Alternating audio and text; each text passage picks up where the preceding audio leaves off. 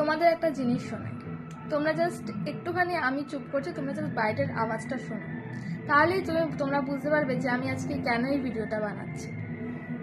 শুনতে পাচ্ছ বাইরের মিউজিকটা? আমার বাড়ির পাশে পিকনিক চলছে, আর এদিকে আমার সামনের উইকে এক্সাম।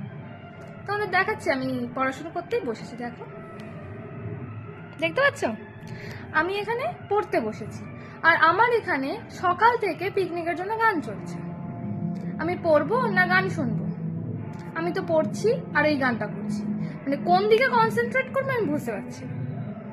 জাস্ট থার্ড ইয়ারের স্টুডেন্টরাই জানে যে এই, মানে সমস্ত স্টুডেন্টরাই জানে যে এই সময়টা পড়াটা কতটা ডিফিকাল্ট।